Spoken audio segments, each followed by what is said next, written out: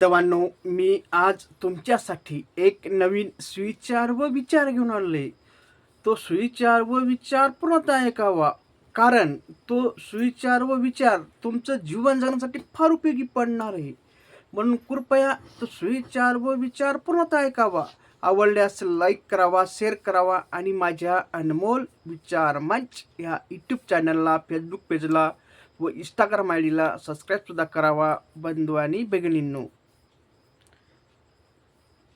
शरीरावर व चेहऱ्यावर असलेलं सौंदर्य हे काही वर्षानंतर नष्ट होते, परंतु माणसाने जे मनानं मिळवलेले सौंदर्य असते, मनानं जे सुंदरता मिळवली असते आणि लोकांचं मन जिंकलेलं असते, ते मात्र आयुष्यभर टिकत असते बांधवांनो. उदाहरणार्थ, एका गावामध्ये एका सुंदर श्रीमंत मुलाकडे सुंदर अशी सौंदर्यवान मुलगी होती. ती दिसायला अशी भरपूर चांगली होती. मग तिच्यासोबत, कारण तिच्याकडे पैसा, आदला, धन दौलत सर्व काय होतं, पुस्तक सर्व काय होते, म्हणून तिच्यासोबत प्रत्येकजण मैत्री करण्याचा प्रयत्न करतो, तिच्या वयाच्या मुली.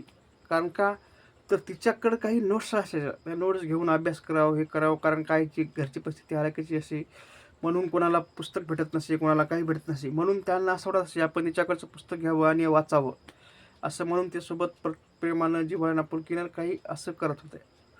परंतु ती काही सोबत प्रेमानं राहत असे, तिच्या लेवलच्या पोरीसोबत प्रेमानं, जिव्हाळ्यानं, आपुलकीनं राहत असे. आणि दुसऱ्यासोबत ज्याची आर्थिक परिस्थिती हालाकीचे व तिला हे त्याच्यासोबत मात्र दुय्यमपण असे, त्याला टोचून बोलणं, हे करणं, म्हणजे वाईट वक्त बोलणं, असं वागत असते.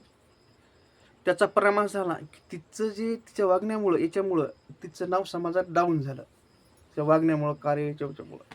आणि हिचं मात्र नाव उज्ज्वल झालं. कसं, तर तिच्याकडे कोणती नोट्स जास्त नव्हत्या, तिच्याकडे नव्हतं, परंतु तिने याची नोट्स जमा करून, वाचून, हे करून त्या वर्गात नंबर पहिला आणला.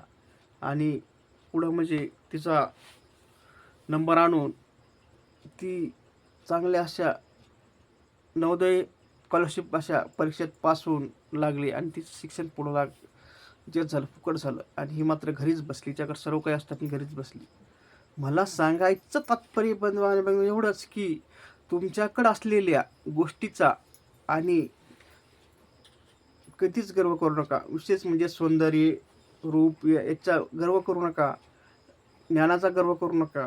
तर प्रत्येकाशी प्रेमानं, जिव्हाळ्यानं, आपुलकीनं राहा आणि प्रत्येकाचं मन जिंका. तेव्हाच तुम्ही तुमच्या जीवनात व काय ते यशस्वी होऊ शकता. नसता अशी वेळ तुमच्यासुद्धा येऊ शकते.